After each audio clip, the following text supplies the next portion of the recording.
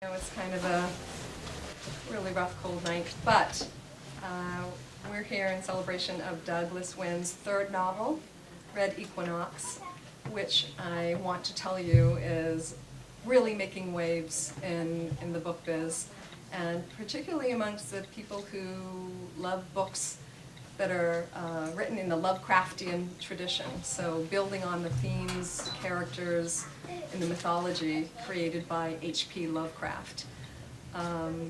This is a book that I had an opportunity to read in early spring, and when I tell you that it followed me around all these months, I mean that in the best possible way. It was whispering, nudging me, making me think of these beautiful moments Doug created in this book. And I wanted to tell you that he wrote a piece recently for the New Hampshire Writers Project about writing. And it's called Confessions of an Author, Douglas Wynne on Horror by Heart. I just want to read a section out of it that really spoke to me and about Doug's craft and the way he goes about writing. He says, the misconception that horror fiction is undeserving of our time because it's bleak or violent is more problematic because it can be both of those. But here's the thing. I view all fiction as an exercise in empathy. We read to identify with people different from ourselves, to see the world through their eyes, to carry their hopes and fears rather than our own for a little while, and to identify with the anxieties and longings that all human beings share. And I would argue that nothing is more universal than the fear of death. Horror fiction, dark fiction, whether the crime thriller or the ghost story, puts mortality front and center and makes it palpable. But the spell is only cast if we care about the characters. It only works if we become emotionally invested in them as real, multidimensional people inhabiting a world we can relate to. Doug goes on to say that he chose to explore all the bits that make up a person's life and a person's world: family history, environmental factors, relationships, psychological issues. And he says, I don't know if I succeeded on every front, but I had a hell of a lot of fun in the effort. Is it a scary book? I think so. But if it keeps you up at night, I hope it's because you care about the characters as much as I do and want to know what happens to them next. I did my best to play the unnerving music by heart. He nailed it. Let me tell you, it's a beautiful book. He looks into that deep, dark abyss, and he has crafted a story that is amazing, unsettling, hopeful, and a hell of a fun read. Ladies and gentlemen, Douglas Wynne.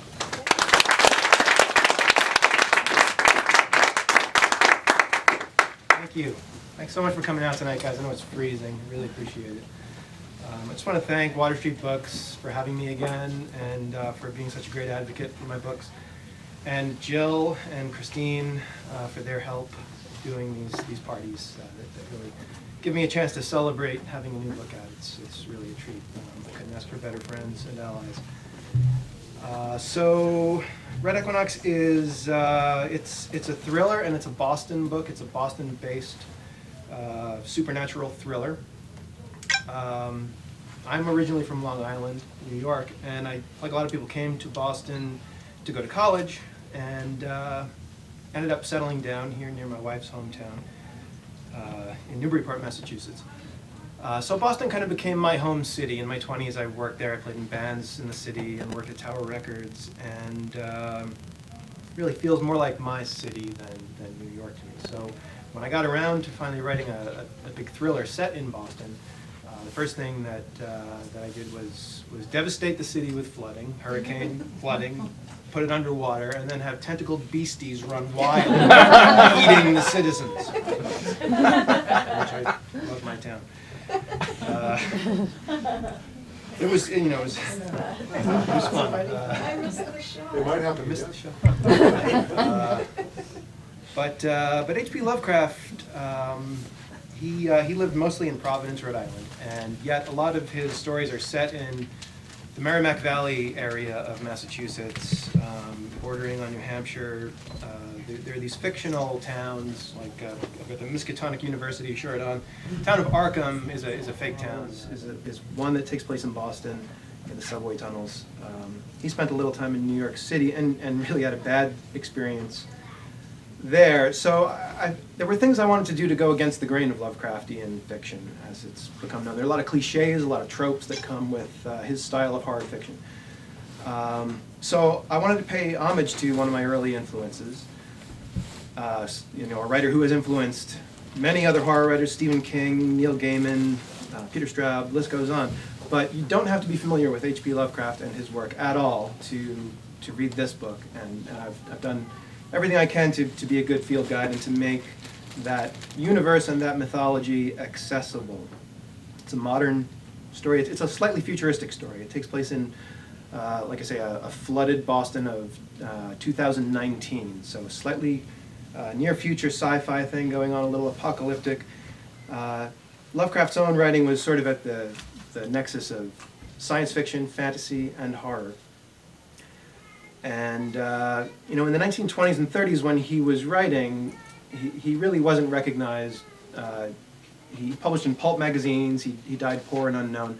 And his friends carried on the tradition of borrowing references from his stories, putting them in their stories, and creating this cross-fertilization, this larger mythology that you'd catch these in references and realize that they were world building, and you know, in the pulp magazines of the 20s and 30s, long before that kind of thing caught on the internet. So his influence has spread immensely since his death. Now you've got Cthulhu plushies and Lovecraft Narragansett beer, which we'll give you a taste of tonight to celebrate. He's influenced countless Hollywood movies with their visual style. So these elder gods, these marine-based monsters that are his sort of unique invention, it's resulted in this whole subgenre. You can't really say that another writer's name is synonymous with a genre, I don't think, in the way that his is. If you look at vampire fiction, you know, it's vampire fiction, but we don't think of it as Bram Stoker fiction. But Lovecraft's worldview, this idea that the universe was much stranger than we realized, and that if we caught a glimpse of its real parameters and rules, we'd go insane. That's become Lovecraftian, and so he's more popular now than he ever was, and he's more controversial also. As his popularity has increased, you know, people are also realizing that his fears were this he's so good at expressing dread and fear and paranoia, but he had fears from the big ones, which were to do with the scientific discoveries of the time he was living in, when Einstein and others were starting to redefine what space and time really were, and that was kind of shocking to him. He kept up with the scientific papers and realized that there might be other dimensions, and there might be vast reaches of space and other planets and other life forms, and was man insignificant in the face of all this? So you've got this sort of really far-reaching cosmic dread, but then you've also got his fear of anything unlike himself, you know, his racism, his misogyny, his sort of like sexual phobias. So in approaching some of the things that I've always found fun and influential about his cosmic horror, I wanted to also go against the grain very much, and I wanted to have a female lead and a diverse supporting cast and an urban story where the kinds of people who rubbed him the wrong way and made him uncomfortable would kind of be my heroes. And his fear of the other, this idea that you know, dark strangers who worships, you know, unfamiliar religions are you know, lurking among us and may, you know, cost us our lives. It's sadly a fear that's you know, still very much with us in the drumbeat of fear of terrorism. And you know, for better or worse, these are fears that we still live with. So I wanted to touch on that. And so what you've got is an urban thriller where a young urban explorer named Rebecca Phillips, urban explorer, she's thank you, Dan. She's someone who explores the bowels of Boston to get good photography. She's an art photographer, a student. She takes infrared photos and tries to get strange atmospheric images of her flooded town. She photographs asylums and abandoned textile mills and hangs out with, a good amount of riffraff.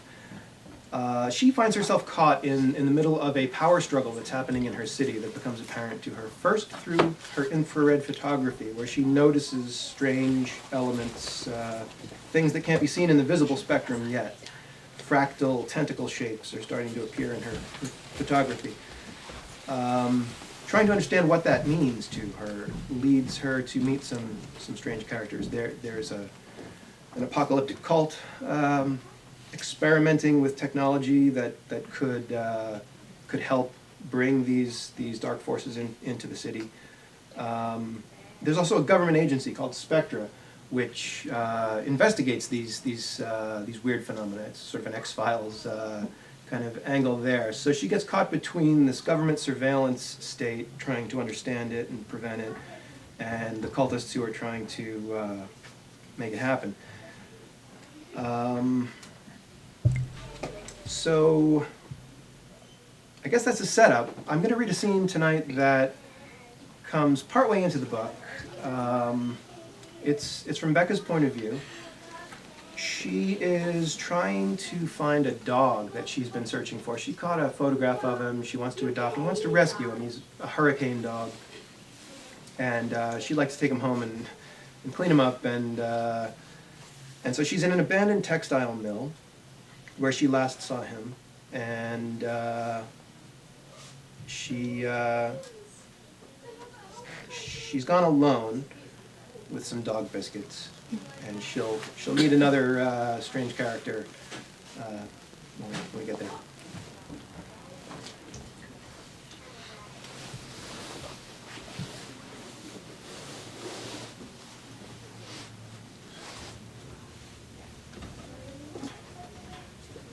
She's decided that she wants to name the dog Django if she befriends him.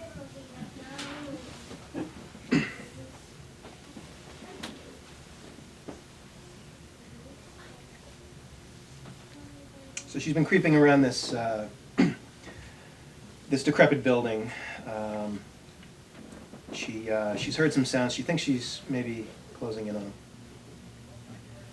She smelled the animal before she saw it, a pungent concoction of swamp water and breath that could only come from rotting teeth and a stomach eating itself from hunger. Knowing that no small wild animal she'd ever encountered had smelled so desperately canine, she was emboldened.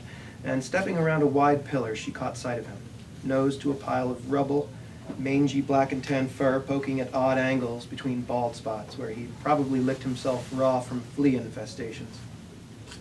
One ear was split at the tip, probably from a fight, and she shuddered to think of how thin he'd look if not for the long fur. She wished for clean water to offer him and regretted not bringing wet dog food. Even the cookie might be too much for him to digest in his emaciated state. And she had to stifle a hitching sob, had to catch and suppress it in her breast at the sight of the poor thing. He scratched and pawed at the rubble until he succeeded in unearthing a crumbled shred of dirty tinfoil left behind by some vagabond or junkie. Whatever juices the treasure had once contained, their residue was surely rank by now, and she had to resist the urge to shout a command at him to drop it, as if he were already her own and would listen rather than flee. Becca crushed the biscuit in her hand and watched the dog tear the foil with a shake of his muzzle. He lapped at the scrap, and she hoped it wasn't coated with narcotics that had been boiled over a garbage fire. Dropping the foil, the dog snuffled along the dirty concrete floor for a few inches. Then, catching either Becca's scent or that of her offering, he looked up and locked eyes with her. His fur rose in a ridge along his spine, and his tail stiffened, but his ears remained cocked forward. She held her palm out, displaying the crushed cookie, and blew a breath down her arm to carry the scent of it to him. He took a tentative step forward, lowering his head between his shoulder blades, but stopped a good yard away from her, uncertain. "Hey, little guy, you're a boy, right? You want a cookie?" Ravenous as he was, he bided his time, waited for her next move. Sensing that a dance had begun between them, Becca tossed a piece of the biscuit. It rolled through the dust and landed a foot from the dog's nose. Now it was she who waited.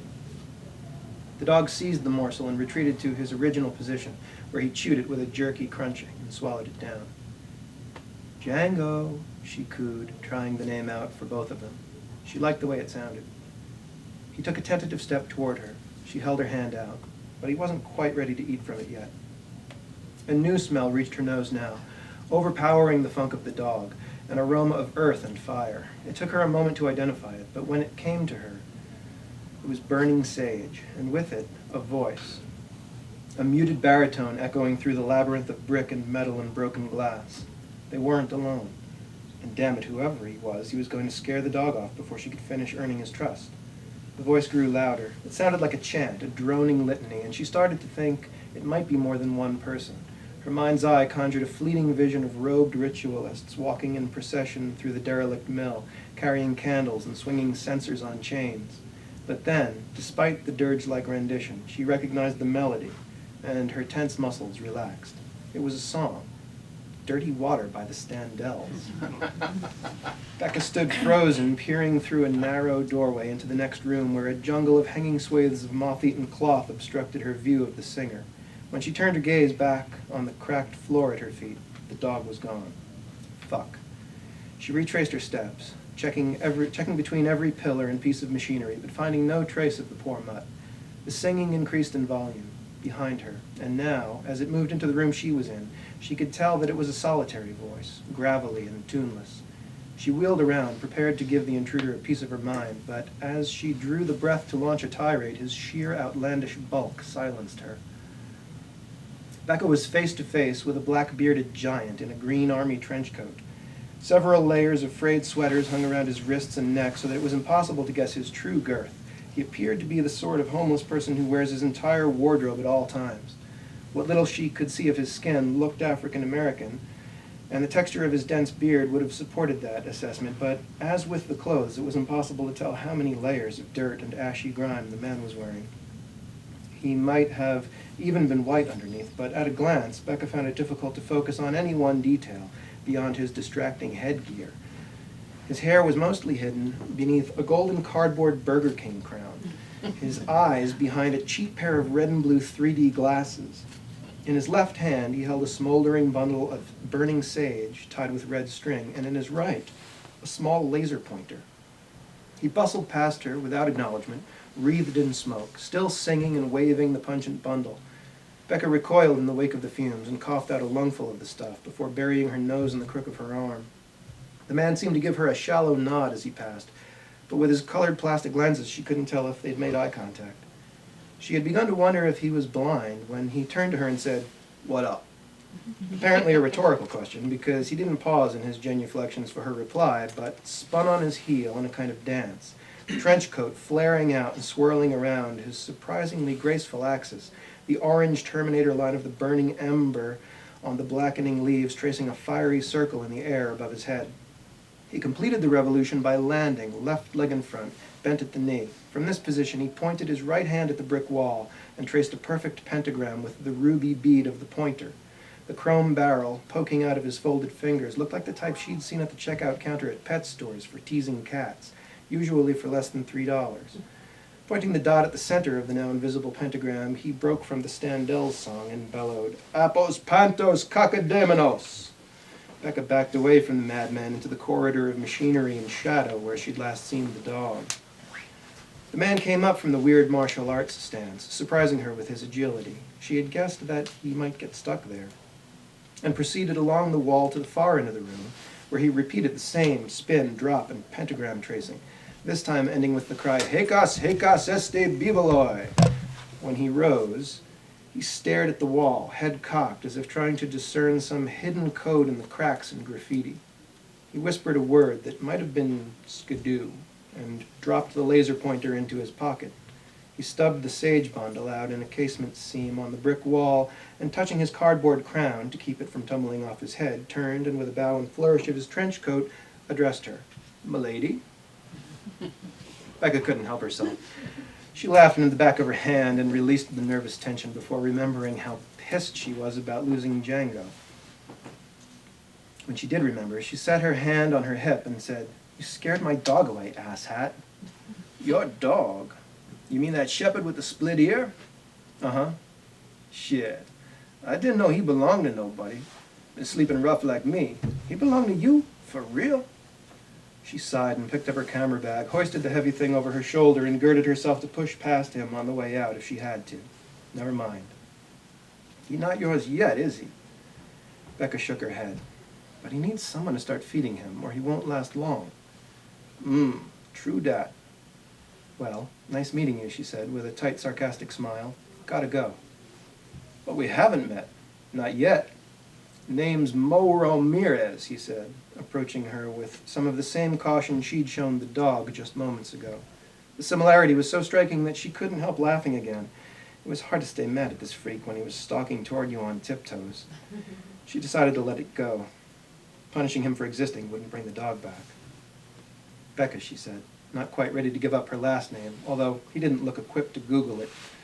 Then again, he did have a laser, so who could say? What are you doing anyway? She asked. Banishing. Cleansing. Kind of figured something like that. Banishing what exactly? Little nasties. Psychic chum from the waters of the CU. CU? Collective unconscious. He squinted at her through the colored lenses. I see you. He chuckled. And you ain't one of them. That's why I didn't chase your ass out of here, you dig? Not really. One of who? The cultists, that's who. The Brethren of the Star Wisdom Church. Wisdom my ass. I got more wisdom in my teeth than them motherfuckers got in their whole heads combined. Mo cackled and Becca jumped. It's all right, I'm just saying. He was wagging his head from side to side now, and it gave him the look of a giant insect with cardboard antenna and red and blue eyes. I met one of them, Becca said. It didn't seem so bad. He leaned in close as if smelling her. Met him? Did you now? Did you meet him in the flesh or in the astral, huh?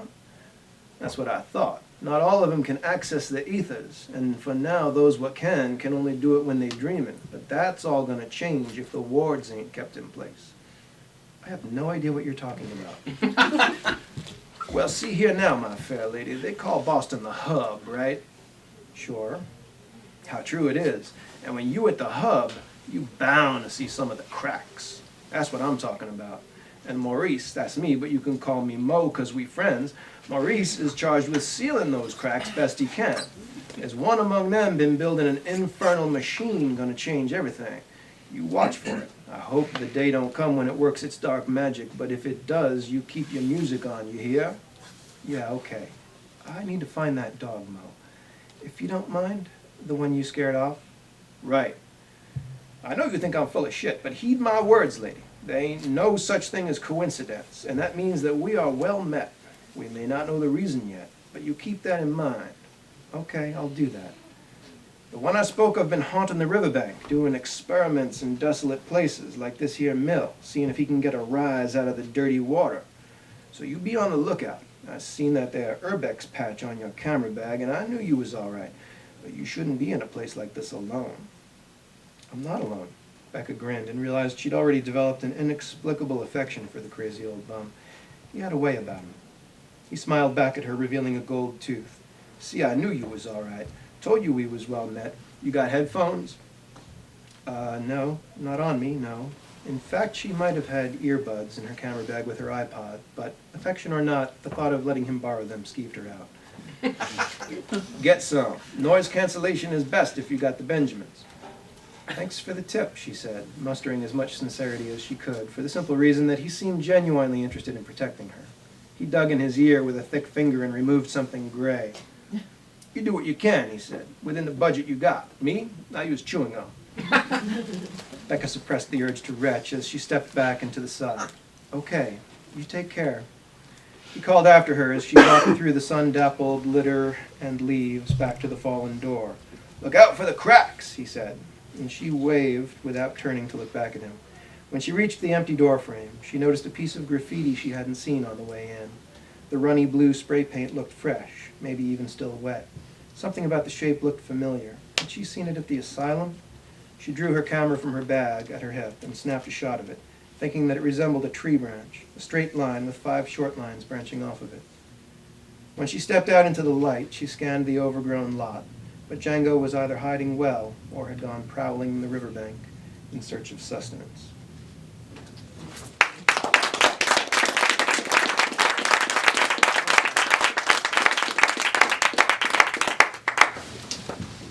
Thanks. Well, that was kind of a long one.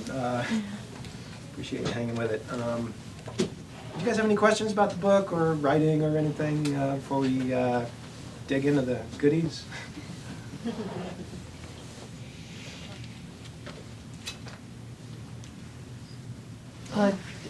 Does she finally get Django? She does. Minor spoiler.